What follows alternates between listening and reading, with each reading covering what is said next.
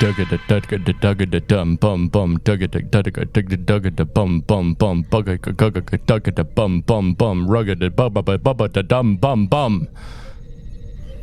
Hello, welcome to Scatcast Part 2. We're here doing a little ski bop a doop bop a bow. Wow.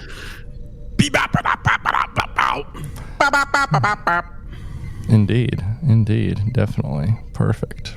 Scat, I mean, scat is like part of music, and like, you know, you can find scat in like everything, you know. One might consider, you know, like the little, you know, in rap, you know, like a do and shit like that. That's scat when you think about it. So there's a lot of scatting in rap.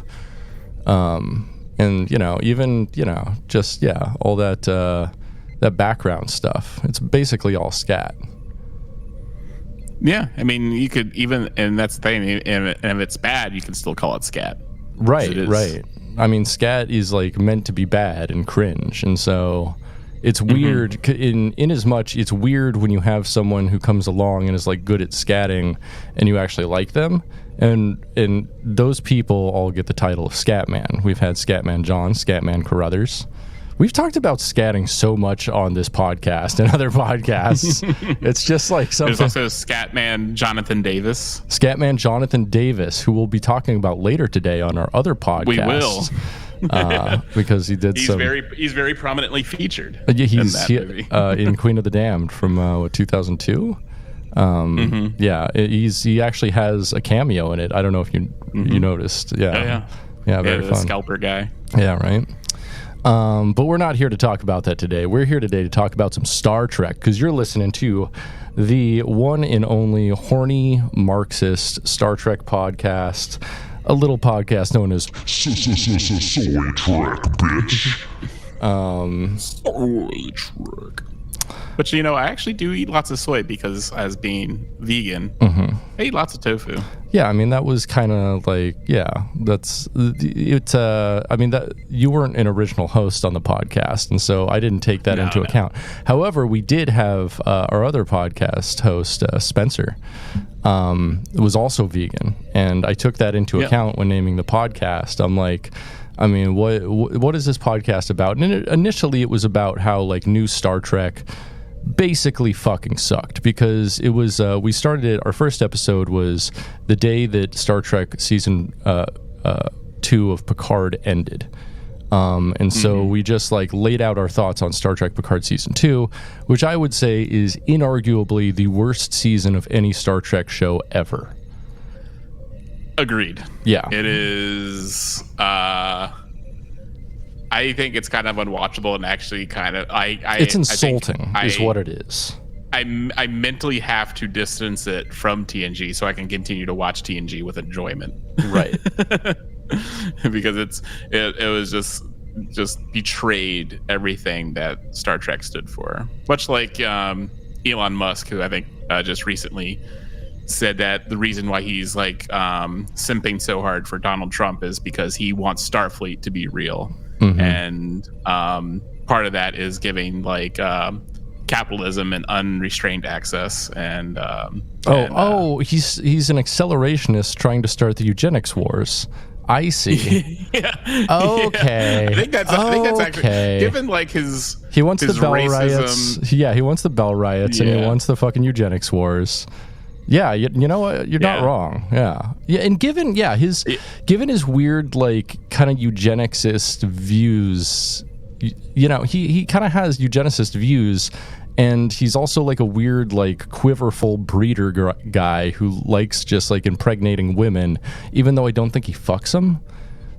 No, and he assumes that his children, because people think he's created this a cult of personality where he is like this genius. He, you know, made people believe this. Then he thinks his children are also geniuses as well. Like, they will be like cons, like little cons walking around. Yeah, right. Or he is Khan, and maybe he is Khan. Yeah. Maybe he wants to be Khan. I mean, yeah. I like how he believes this, except for his trans daughter, who he disowns, who's actually pretty cool. I don't know if you've seen her posts. Yeah, no, like, she's pretty sick. Yeah, we love her. Yeah, she's really cool, and but somehow like his belief, he thinks that she is inferior. No, she's probably the smartest one in the bunch. Yeah. Yeah, and I think that's part and due not because of genetics, but because he had no part in actually raising her. Right. I mean, I don't think he has a big part in raising like any of his kids. Like he's busy fucking absolutely not fucking grinding Elden Ring.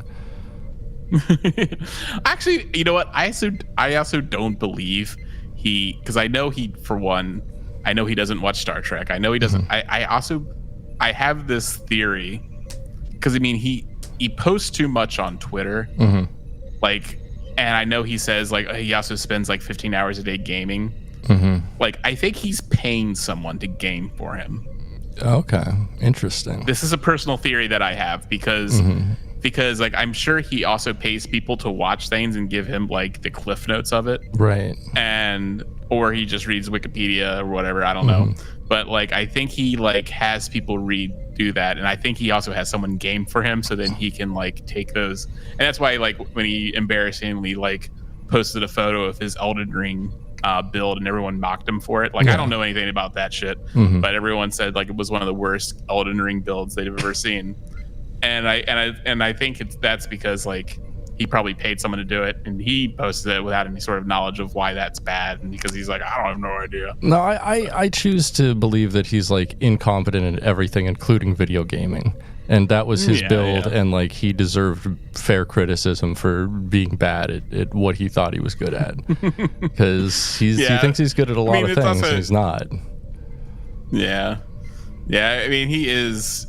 He is like someone who has like effectively failed upward his entire life, and so it's just like, but now it can only take you so much, and with gaming, he's just a government subsidized failure. Like he finds, I mean, he got really lucky with another person's company, basically PayPal, which was his original X. He wanted it to be X, but that didn't work out for him. Unfortunately, no. Yeah. I mean, it worked out for him in the sense that Peter Thiel like gave him a bunch of money to get him out, because he was like, every idea he had was shit. No, he got paid out an incredible amount of money, and then he used that. He's great at leveraging money to make more money. That's the one thing he's definitely very good at. But he does it, I think, through paying smart people to figure out like schemes, and also a way to get the government to subsidize what he's doing. So he builds like, when they're giving huge subsidies to electric cars, he builds an electric car company. When they announce that like NASA's privatizing a lot of stuff, and they will accept contracts from outside companies for rockets and stuff, he's like, hey, I need to get in that game because the government's paying, and the government pays well. And so like, all of his companies, and then the Boring Company is all about, boring holes for shit that's like, that's, the government is always going to do that because we're always going to need like subways and shit like that. It's going on in Seattle still right now. Oh yeah. I saw that you guys got a new walkway downtown or something. New walkway. I don't know about that. It's over by the downtown, by the Ferris wheel and all that stuff. It's like, the new waterfront thing. The new waterfront like boardwalk thing. Yeah, it's really nice. It's very nice. It's very gentrification. It's real clean. Lots of like tourists around. Lots of cops around. Not a lot of homeless people around. It's one of those areas. But I definitely liked. I'd be walking around there sometime, especially when I lived in International District. I would just go and walk down there a lot since I was like right near there, and like I'd be like, what a beautiful day, and see like a guy smoking crack out of a Coke can, and I'd be like, aw.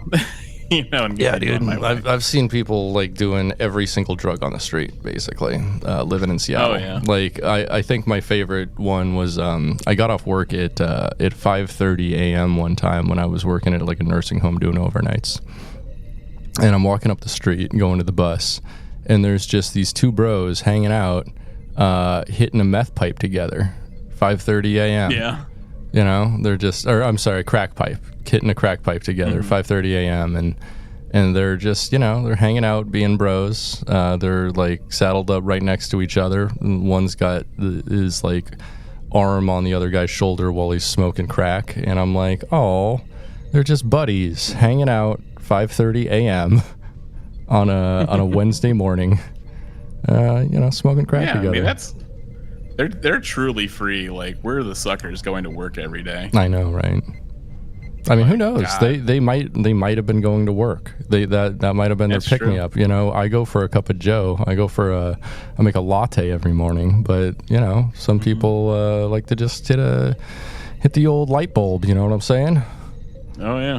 Mm-hmm. I've been getting Dunkin' every morning lately because there's a Dunkin' right near my job. So I'm like, just grab some Dunks. Might as well. You truly already, well, I mean, I guess you grew up on the East Coast, but you reacclimated to the East Coast immediately, didn't you? I did, yeah. I guess my driving's too passive, but... Oh, you don't drive like a masshole? I think I acclimated to Seattle driving. Dude, so the other day, this dude just like, I'm in traffic, and he basically like cuts me off, and I'm about to honk at him, but then I see his license plate is from Massachusetts. I'm like, okay. I honestly, you just don't get the culture here. I'm gonna let this one pass. I have seen some driving here that has actually confounded me, just like beyond belief. Like, I never imagined someone would be so bold as to do something insane like that. But you know, I'm just getting used to it. And I had a honk at a million people today, just trying to like kill me, and so just wish I could just not have a car anymore. I think my car insurance went up like $200 when I moved here. Holy shit, that's wild. Man, just for living here. Yeah, I mean, you know, the streets are more narrow. People drive like assholes. I mean, it's not so bad in Providence. Oh, yeah. Providence people, like, I think drive kind of like Seattle folk. I don't know. I've driven around there a bit. The highways. I live near a four-way stop, and it's like it's like, you know, I'm basically putting my life in God's hands every time I decide to obey the rules of a four-way stop, because people do not obey the four-way stop rules. Bummer. So, did you know we have a Patreon? I did, actually. It's at patreon.com/dumbidiotbs. It's kind of the flagship for all of our podcasts, including this one you're listening to, Soy Trek, the Media Dungeon, and Prison Breakdown, as well as our defunct podcast, My Wife, Dumb Idiot Bullshit, and Getting Hit, a Bucket Cast.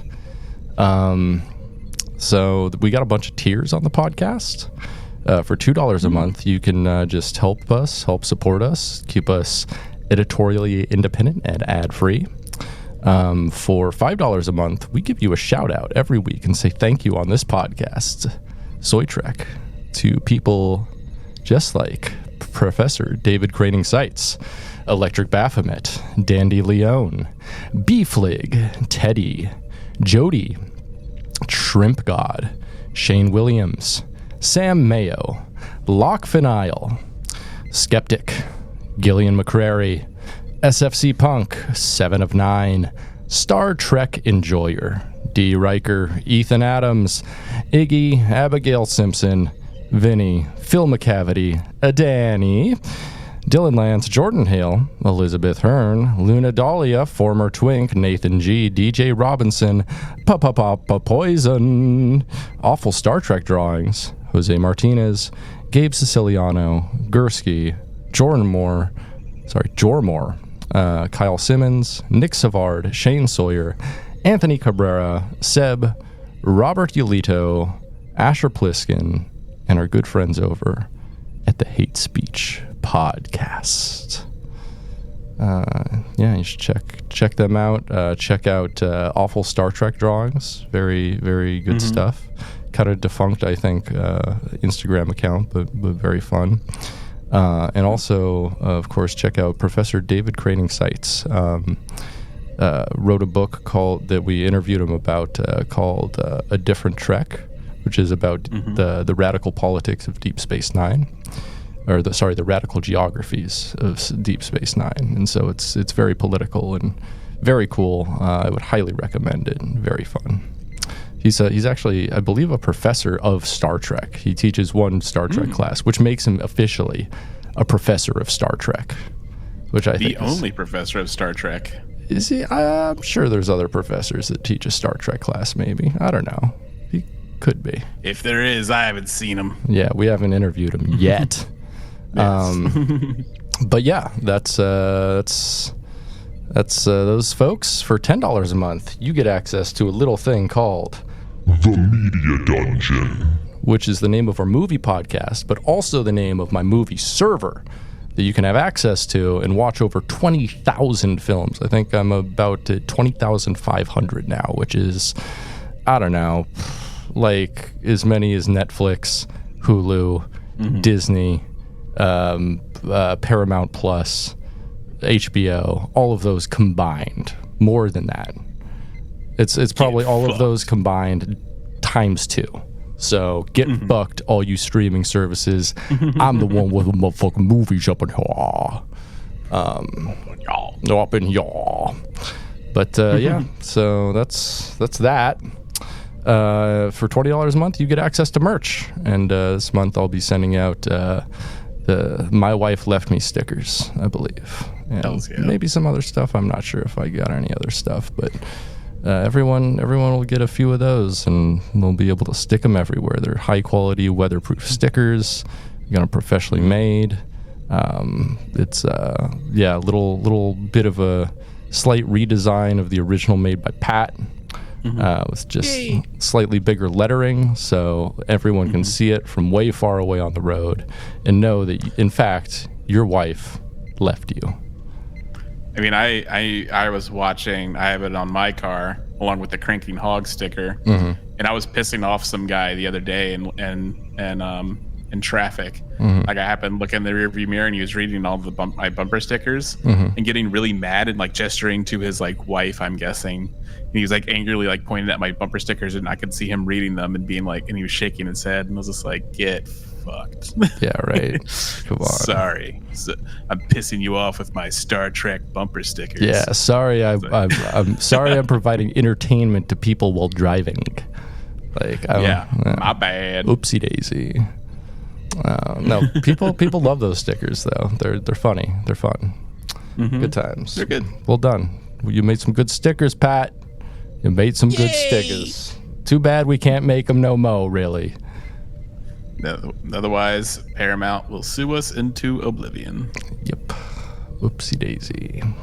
So, let's see. What else we got? We've got, I don't know.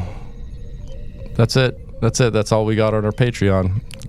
But no, we got a lot of stuff. So at all of those tiers, you get to decide what we watch every week, either on Soy Trek or on the Media Dungeon, either a movie or an episode of Star Trek.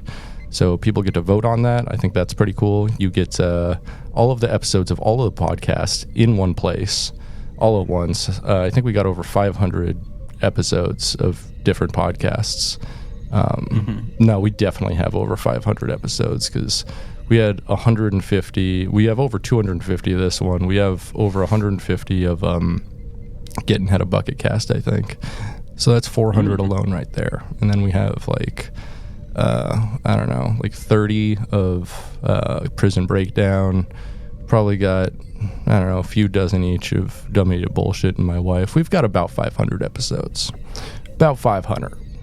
That's a lot of audio. I mean, the shortest one is probably like 50 minutes. So, you know, if you're looking for something to listen to, go in our backlog. You'll enjoy it. It's got some great stuff. I'm on every single episode of everything. So if you like the voice of Britton Ryan Straw, the soothing tones of Britton Ryan Straw, the velvet tones. Yeah, I'm on everything. I at least appear on everything. I'm not in so much in Prison Breakdown, except for the movie review at the end. But sometimes I've co-hosted the show a few times when one of the professors was gone. So, you know, sometimes you get a lot of me, sometimes you get a little of me. But, you know, at least on this podcast, at least on Media Dungeon, it was one half me, baby, one half you, baby. It's us, baby. Depends on how far you stick it in. That's true. Oh, get a little bit or full. Right. Just the tip, or I don't have much more. Full shebang. I don't have much more than a tip, so it's like, like, oh yeah, you want me to stick it in more? And she's like, yeah. I'm like, well, too bad. Too bad. That's all you're getting. That's all I got. That's all I got, baby. And I'm done. Good night.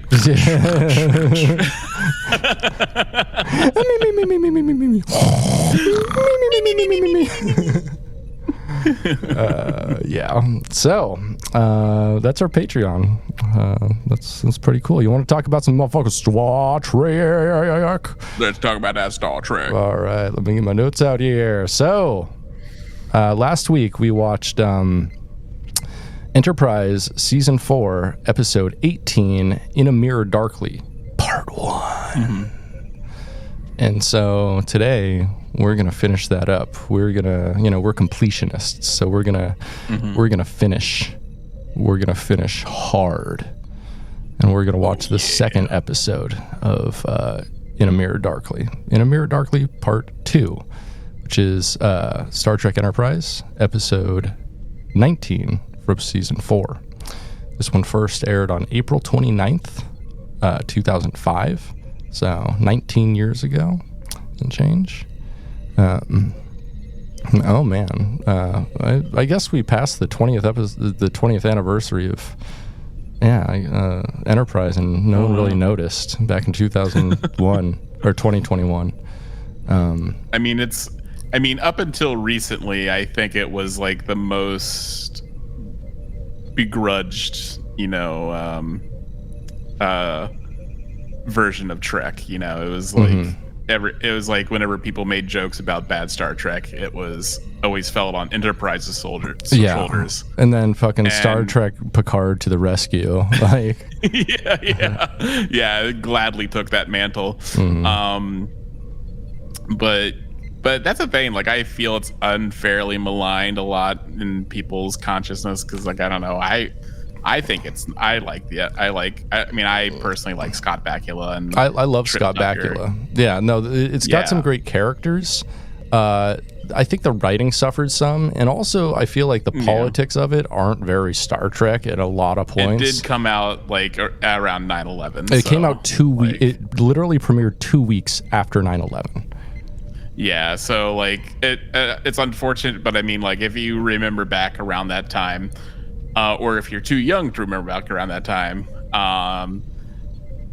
like basically every popular media thing kind of reflected the politics of like, we got to go over there and blast their ass, and just kind of like this hyper Americanism, and so unfortunately that leaked into everything. Around that time, and even if you were like in anything that did speak up, even like milquetoast type criticisms, like the Dixie Chicks famously like spoke out against against the war and everything else, and they were crucified. But like, so it was a kind of a faux pas to be anything other than like pro-war at that time. Yeah, I feel like maybe one of the only programs that actually did like kind of anti-war pretty well was Battlestar Galactica, or it definitely went like, because they cast a guy as like basically the human so if you haven't seen Battlestar Galactica, it's basically the humans versus a robot race called the Cylons, right? And like there's a human commander that they have on the reboot that looks exactly like John McCain. And he's like a big time war hawk, and like basically all of his decisions are like wrong, and they stress that. And so like, a big takeaway from the show is, hey, maybe John McCain's wrong. And at the time he was really pitching the fucking Iraq war. He was Oh yeah. Yeah. So he died wanting like war with Iran and everything else. So it's like that man wanted blood on it, to drink blood from a skull chalice until the time they put him in the ground. So right. Yeah, fuck John McCain. And yeah, it's, that's and that's the thing. Like that was a very rare take around that time. Right. So. Back to the episode. This is the 94th of 97 episodes produced in Enterprise. So this is one of the last episodes. And it's the 94th of 97 released in Enterprise. It is the 723rd episode overall in Star Trek. This one was written by Michael Sussman, who was a writer for Voyager, who came aboard Enterprise with Rick Berman. He wrote 11 episodes for Voyager and 22 for Enterprise, making him one of the show's most prolific writers. He wrote Author, Shattered, and Unimatrix Zero for Voyager. And then on Enterprise, he wrote Future Tense, Home, and Strange New World. All great episodes. The story for this episode is by Manny Cotto, who is the showrunner for Season 4 of Enterprise, who went on to direct for the show 24. He died last year. So a lot of like the warlike rhetoric definitely comes, I think, from Manny Cotto, like as a showrunner. Yeah, I tried to get it. I tried to watch 24, I think, a couple times when it was originally airing, and I could not get into it. I was so into it. Like the first like 3 or 4 seasons especially. I mean, I was a neocon until I was like 18, which was 2006 is when I turned 18. And so like, the first like 3 or 4 seasons, I just ate it fucking up. I was like, oh yeah, there's not enough time. Fucking like just basically it was like, a man is pushed to the edge to torture terrorists because there's not enough time. That's like literally basically the premise of the show. So it was I think I would hear stuff about it come out as the episodes air. I think there's like some episode where he put like a towel in a man's throat to remove his stomach or something. That's some insane something like thing. That. Yeah, that sounds right. It also with the premise. Did he ever sleep in those 24 hours, or did he stay up for 24 hours? No, he straight? was up for 24 hours straight. It's interesting. It'd be funny if like there was like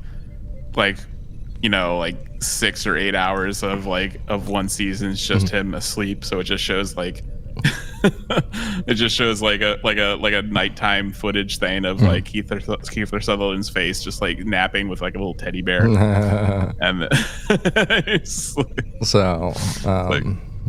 that would be cute. This episode was directed by Marvin G. Rush, who did 5 episodes of Star Trek, including TNG's The Host, Voyager's The Thaw, and Favorite Son, and Enterprise's Terra Prime. All good episodes. It was also the director of photography on 18 episodes of Trek from TNG to Enterprise, so mostly a DP. But DP, man, you know what I'm saying? But yeah. So, previously on Enterprise, we'll remember from the last episode, in the Mirror Universe, the Enterprise has been destroyed by the Tholians, leaving the crew of the evil mirror versions of our beloved Enterprise crew stranded on the Defiant from the regular universe. And also Archer committed mutiny and became captain and killed the original captain. So after the brief synopsis, we get the mirror credits 2 minutes in. And instead of, it's been a long road, getting from there to here, we get like this big, like triumphant war kind of thing. This like, with a lot of horns. It's very like romantic period, bombastic, kind of Wagnerish, it's pretty cool. Yeah, I can see that. Yeah, I can see like they're probably trying to go Wagner, but like, I don't know. Yeah, I would have liked it. Yeah, if they had some like it was just like death metal or something. I think I said. Oh yeah, that would have been sick. Yeah. Yeah, that would have been cool. So, so With T'Pol's help, Tucker manages, but that's the thing is like metalheads aren't like evil, really. Not a lot of them, you know. Like people who listen to that kind of music aren't like the Mirror Universe people who are just like inherently with built-in evil. Like, I mean, they should make it should have been just like a Taylor Swift version of Faith of the Heart, you know. Swifties are the real evil people. That's what I meant. Like, I was like, oh, it should be Burzum because Burzum. That's true. Burzum is evil. Yes. Yeah, because it's evil and racist. Just right. Just like the Terran Empire. You're not wrong. Yeah. So with T'Pol's help, Tucker manages to get Defiant's weapons back online, and they blast their way out of the Tholian energy matrix, destroying half of the ships in the process. Reed detects escape pods from the Enterprise, and Archer has them brought aboard. Archer confers with Hoshi and Phlox in the debriefing room. He demands Tucker fix the warp drive, and T'Pol suggests that they get their slaves to do it. Archer agrees and puts them on a course to the Terran attack fleet in the front lines of the Tholian War. After everybody leaves, Archer threatens to kill T'Pol for resisting his mutiny against the former Captain Forrest, who's dead now. She pledges herself as his new commanding officer, because that's the way of things. So she's like, it doesn't... It's kind of interesting that like he would just agree to that, just like, you know, because they still are like the Terran Empire that hate other species and everything else. Right. It is strange. So later Hoshi comes in, who we'll remember is the captain's woman. That's her like unofficial title. And so basically she's just there to fuck whoever the captain is. First it was Forrest, and now she's obligated to fuck Archer, which I think is definitely trading up. Like I'd be like, God, I hope Archer mutinies. I want to fuck Daddy Captain. It did show Forrest had some like genuine feelings for her though. Yeah, but I mean, come on, Daddy Archer. Come on, Daddy Archer. Instead of Granddaddy Forrest. Right. I mean, does that dick even work? Come on, does the captain even need a woman? I mean, we're talking about, this is like hundreds of years of, you know, where they could have perfected blue chews. Right. So, like, right. We have the Andorian blue chews. Oh yeah. Yeah. They it's just like a little, like a little stem thing. You go that's right to the dick. That's what fucking Kanar is. That's why it's blue. It's just... Oh yeah. It's like liquefied blue chew. Yeah. That's why Damar was always fucking drinking that shit. It's just like, my dick don't work. My dick don't fucking work. A Cardassian's nothing if his dick don't work. Time to go into Quark's beat-off booth. So, Hoshi comes in, and Archer is wearing the TOS captain's greens from the Enterprise wardrobe, which is pretty fun. I kind of like this. I kind of like that they busted out the classic uniforms for this episode. And I do like that captain shirt a lot. It is pretty cool. It is pretty cool. It is cool that it like sets it apart from everything. At the same time, like I don't love the captain getting like to wear a special thing that makes him look cooler than everybody else, but yeah, that's like just like with Picard in season 5 of TNG, like he specifically asked to have that jacket made because he thought like he should be a part of the rest, but I think that kind of also defeats the point of having like a uniform, classless, and a classless society in general, where it's just like, I mean, sure they have military rank, but also it's like they have like, you know, they're all the same, right? So, Archer explains to Hoshi that in the data banks on the ship, it explained that the Mirror Universe and the United Federation of Planets, they look at their counterparts' Starfleet records, and Archer is surprised to find he was instrumental in the founding of the Federation, and that his dad was like a famous warp technologist. Hoshi tells him Starfleet will have to give him his own command, but he says he already has that. The motherfucking Defiant. Ooh, yeah. So in a Jeffries tube, Tucker is irradiated by Ensign Kelby, reporting that a pair of plasma regulators have recently gone missing. Irritated by Ensign Kelby, reporting that a pair of plasma regulators have recently gone missing from the tube's interior. Tucker threatens Kelby to find the regulators or be responsible for the Defiant's inability to go to warp. After Tucker leaves, Kelby climbs into an access tunnel, hearing a strange rattling above. He finds one of the regulators lying on the floor, but is pulled headfirst into the Jeffries tube directly above him. There's monsters on the ship. Monsters on the ship. So on the bridge, everybody is now wearing TOS uniforms. It's pretty cool. Phlox reports to Archer that evidence regarding Kelby's death indicates the killer was a large reptilian. Tucker arrives and says that without the plasma regulators, the ship is stuck on impulse, indicating T'Pol surmises that the saboteur was well acquainted with the ship's systems. Reed is stoked when Archer orders him to bring one of the alien slaves to the briefing room. He knows what's going on. It's gonna get violent up in there. Archer goes full 24 mode, full fucking Jack Bauer on the alien, tortures the shit out of him. Now that you mentioned, like the writer was the guy who wrote episodes of 24. This makes total sense. Yeah. It was the guy who did the story. Ended up working on. The story. Yeah.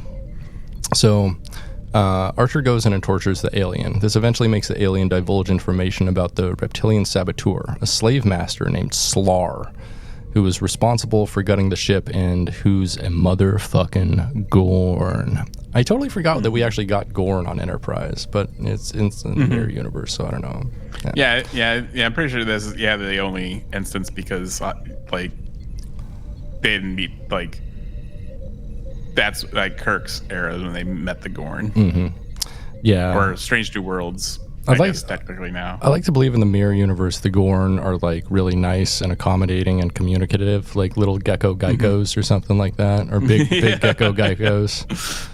Yeah. I saw a video because like the last month or so, like I've had a lot of like alone time at work, so I've just been listening to YouTube videos, and I didn't watch it, but it came up on my recommended thing where it was just like the Mirror Universe Borg, and like I was just like, what would that be? But I didn't click it, but it did make me think like, what are they going to be good, or also just bad? Because like it just seems like everyone in the Terran universe is just like evil. Awful. Yeah, pretty much. Yeah. It's just like a cutthroat universe where like might makes right. It's the universe that Republicans are trying to build. Yeah. So on the bridge, and probably most Democrats too, on the bridge, Reed shows Archer a schematic of the Defiant and updates him on the search for Slar. Archer sees a hallucination of his counterpart from the Federation universe, the Good Archer, who criticizes the lengthy search effort and boasts about how he handled a similar situation. A frustrated, evil Archer directs Reed to form an assault team that Archer himself will lead. Hoshi detects Slar, but can't pinpoint him on the ship. Archer contacts the Gorn, but is unwilling to negotiate the return of the plasma regulators in exchange for allowing Slar to leave in the shuttlecraft. Slar ends the transmission. I don't know how they can communicate, but that's all right. Because I mean, like the adult Gorn can talk. Can they? Yeah. Was that established on TOS? Yeah. Like they're intelligent, warp-capable species. They are, but don't they? I thought they communicated entirely through light. I thought that was established in Strange New Worlds. Oh yeah. So Archer reminds Reed to form an assault team and explains to T'Pol that he is skeptical of the Gorn's intentions. Inside a turbolift, Archer's hallucinatory double reappears, whispering to him that defeating Slar will finally earn Archer the respect he deserves. Which is, I wish I had like another me to like appear and tell me things like that. That'd be pretty cool. That'd pump me up, man. In a positive way, because I do. Yeah, I mean, this is like framed as like Mirror Universe Archer feels very inadequate, right? And and he's actually pretty threatened and embarrassed by the accomplishments of his counterpart in the Prime universe. It's just like, because he accomplished a lot, and really, like, all this Mirror Universe Archer does is like betray people, and he's just like very narrow like focused on just like his own extension. That's what they all are. I think I mentioned in the last episode, it just seems like the basis of the Terran Empire seems very narrow-minded and just like prone, like set to just like naturally it would have just collapsed long ago. Like it wouldn't have like progressed this far. Right. At the same time, you almost think the same thing about Klingons though too, right? Yeah. But I think Klingons, they're a little bit more, I don't know, they seem more restrained because, I don't know, they also seem, they do have like an honor code. The Mirror Universe, like they have no code. Yeah. Like they have no underlying code that drives them or like purpose. They just they just focus on like killing and betraying each other and just like, and kind of like the IDF almost, where the IDF is set to fail at some point. Yeah, and also like the IDF, all of the officers are in their 20s and early 30s. Yes. So Archer leads the assault team with Reed and 4 Makos through the ship, and half the team falls victim to some traps. Archer pinpoints the Gorn and they head its direction.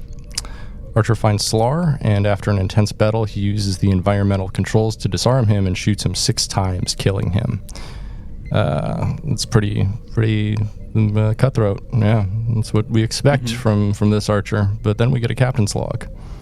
Defiant Star Log, January 18th, 2155. I'm glad that they're using real dates. This is nice. We've recovered the missing engine components, and I've ordered a course to rendezvous with the assault fleet. So the Defiant goes to warp as T'Pol and Phlox discuss Federation art. Phlox likes Shakespeare, but finds other Earth artists to be weak and cringe. T'Pol begins to speak highly of the Federation and equality, but they're interrupted by a call to battle stations. So seems like she's got some different ideas than Archer, you know? Yeah.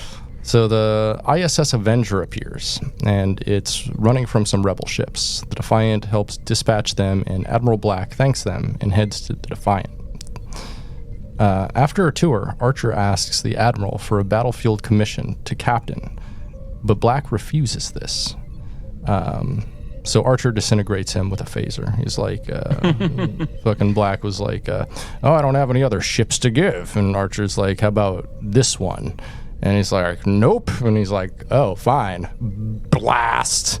And fucking, like, he disintegrates. It's pretty cool. Although the effects are pretty dated, it's kind of cool still. Yeah. So, with the Avenger and Defiant now together, Archer proposes to his crew that they use the Defiant's capabilities to launch an assault against Starfleet. Later, T'Pol and Saval, another Vulcan from the Avenger, are talking, and Saval is trying to give her the better points of like following Archer and shit, and T'Pol's like, no, he's fucking loony. They're gonna kill all the Vulcans. They're gonna destroy the Vulcan homeworld. And so eventually Saval agrees with her, and they start conspiring. T'Pol here is doing some awful acting. She keeps on like bobbing back and forth between his head and like yelling at him, and I'm like, what is she doing? Like, I know that like the Mirror Universe episodes are, you know, a chance for the actors to really ham it up and be like extra goofy and stuff, but like this is almost too much. Like, famously when Cisco had to like pretend to be his Mirror Universe counterpart, he was just like going off the rails. He was so good. He was so good. Like Smiley. Dude, fucking Smiley. Yeah. We love fucking O'Brien as Smiley. So after boning down the captain's woman, Hoshi Sato, Archer's pillow talk migrates to worrying about his senior officer's faith in his abilities and faith in the heart. He also reveals he's planning on getting rid of all the aliens on the ship, and Sato's like, well, what about Phlox? And he's like, no, not Phlox. I like him. Plus, his species isn't rebellious. He then suggests Toshi could be the Emperor's consort. He could be the Emperor. So, on the bridge, T'Pol secretly downloads the defined schematics from the science station. After arriving on the bridge with Mayweather and Ameko, however, Archer not only orders that he be put in contact with Fleet Admiral Gardner, but also directs the Mako to escort T'Pol to Transporter Room 2. Just before she leaves, Archer makes it clear to T'Pol that she is no longer needed nor wanted aboard the ship. It's very mean. Gardner appears on the view screen and is astounded with Archer and his gall to demand Starfleet's unconditional surrender. Explaining that Admiral Black is currently unavailable, Archer exchanges threats with Gardner over the consequences of whether the Defiant is permitted to access Earth. Though the Fleet Admiral is more serious in his demeanor, he warns Archer that the Defiant will be fired upon if it continues to approach, and then cuts the channel. So, while walking through a corridor of the Defiant, Phlox is signaled by an intercom with a request for his immediate presence aboard the Avenger, apparently due to an unspecified medical emergency. Soon after arriving there, however, he finds that neither T'Pol nor Saval are in fact injured. Ooh. Uh-oh. He is looking for some dick. Oh yeah, they're like T'Pol's like, Mirror Phlox, I hear you have a 9-inch tongue. You want to stick in my holes. That ain't the only thing that's 9 inches. You think he has a big cock? I think he just has a big. I think so. Okay. I mean, I think because he inflates his cheeks. I think he can also inflate that. Like he just puts his thumb in his mouth and then blows it and goes. Oh yes. Right. Oh, it's like a balloon animal, kind of. Yeah, like a balloon animal. Yeah, like a clown, just like he puts it into a knot. So it lasts longer. This one's a dog, and all the white women are like, "Who?" It's the dog knot. The dog knot. Hey girl, why don't you suck on that dog knot? Don't let the dog knot slip in, or we're gonna be stuck for a while. Who let the dogs out, Zip? Who let the hog out? So, on the walkway above Archer's launch bay, the Vulcans attempt to convince Phlox to join their mutiny. The Doctor is initially astonished that they want him to sabotage the Defiant. Although he continues to dispute their ideas, Phlox starts to become convinced to join them, after the Vulcans tempt him by imagining what the Emperor might grant him in return for saving his life from Archer, such as an unlimited number of concubines. And fucking Phlox is like, wait, you saying I can get all the bitches? And T'Pol's like, yeah, even... No, not me, but the rest of the bitches. Yes. So ultimately, Phlox justifies the Vulcans' plan. It kind of sucks plan. because he had, like, the Nobulans had that sort of lifestyle already. Like they had polyamory and multiple wives and partners and everything else. So it's just like, now he's basically just getting what he had before. Yeah. But I guess evilly. Yes, very evilly. So, T'Pol hurries through a corridor aboard the Avenger, but's confronted by Sato and Ameko, who have weapons pointed at her. Sato demands to know where the schematics are, but T'Pol feigns ignorance. Despite Sato trying to take T'Pol back into custody, the Vulcan repeatedly attacks the Mako, and a fight ensues between T'Pol and Sato with knives. And they're being catty with each other too. They're being like, "You fucking bitch! You're such a slut! Fucking whore! I fucked your boyfriend! I fucked your dad!" It's pretty cool. It's amazing that with like Rick Berman's heavy involvement in Enterprise, like the fight was with knives and not like in a kiddie pool filled with baby oil. Right. It's like there's just like a fucking pit of Jello there. And they fall into the pit of Jello. Like, no. And some guy comes out with a hose and just starts spraying them down, and they're like, ah. We must first get into the traditional mirror universe baby oil wrestling garb of mini bikinis and white t-shirts. Yes. So God, if Rick Berman could have been like P. Diddy, he would have. Like, I mean, we don't know, he could have been there. Yeah, that's true. He could have been with P. Diddy. Like, I don't think we have like the full list of people who attended those parties. Right. I mean, yeah, I think Rick Berman was on Little St. James. I think he was aboard the Lolita Express, personally. Oh, yeah. That's my fan theory, you could say. Yeah. At this point, like, I feel like, it's kind of like has gravity as a theory. Like, we know what Rick Berman's like. So, T'Pol eventually knocks Sato to the deck, but her attempted escape is thwarted by the Mako, who stuns T'Pol using his rifle. Sato orders the Mako to bring T'Pol with them.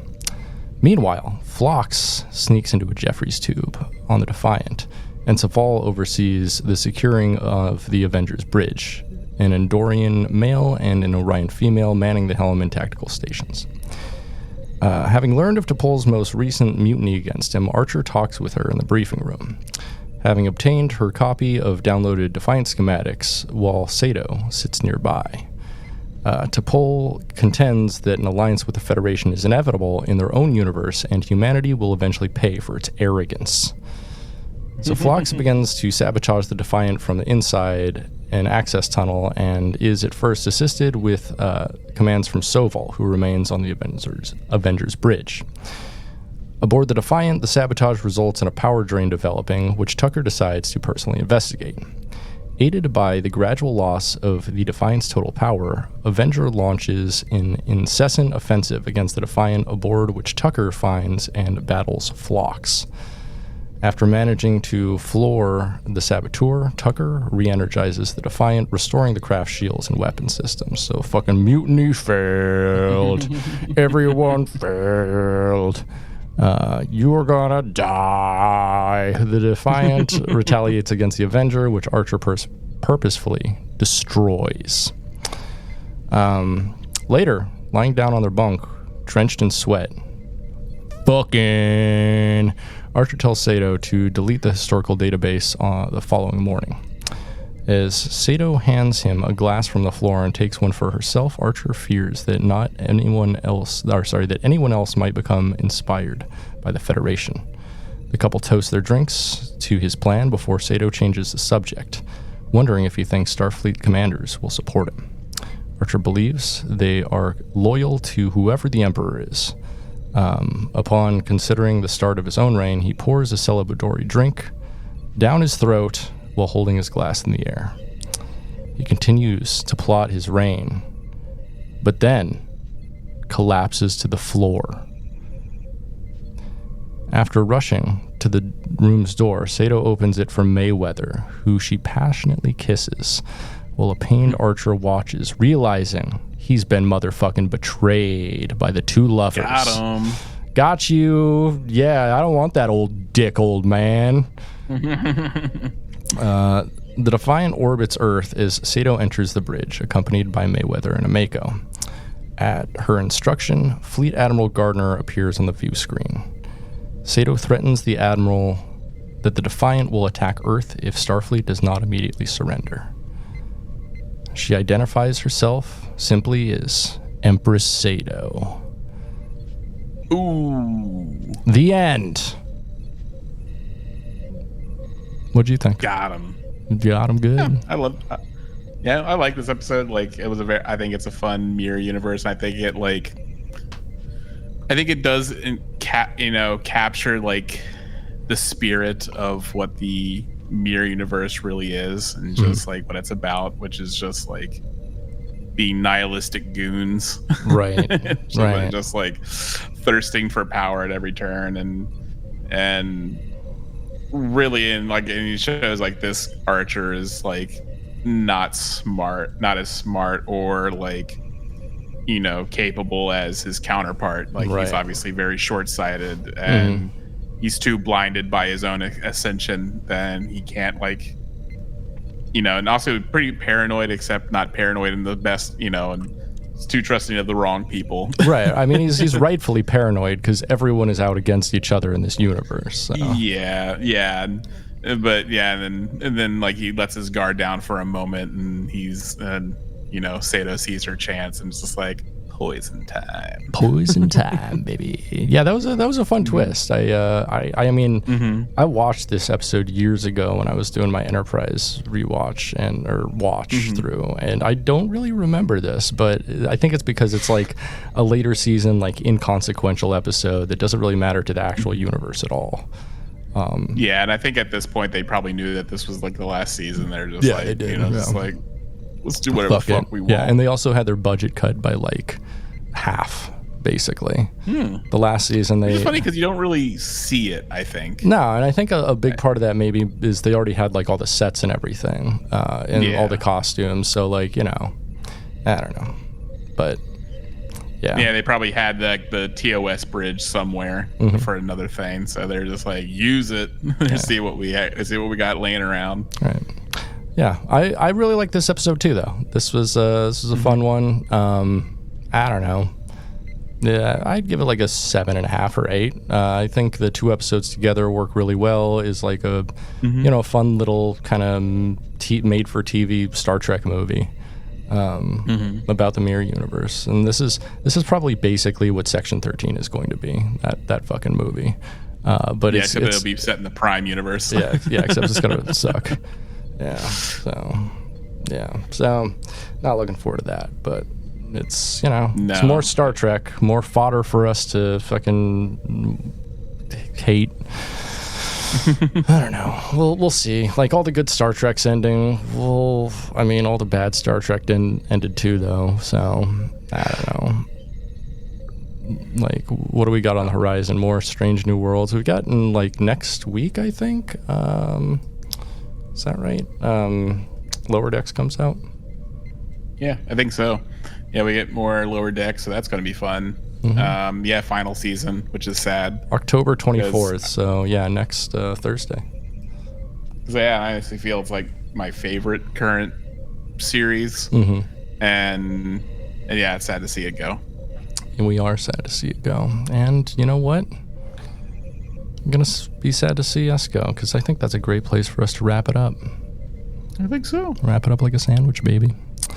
My name has been Britton.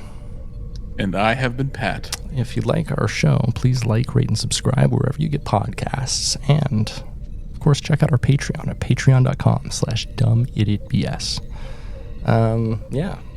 You've been listening to Soy Trek. Thanks for joining us, Soyagers. Yeah. Thanks for checking with the soy boys, girls, and other worldly beings.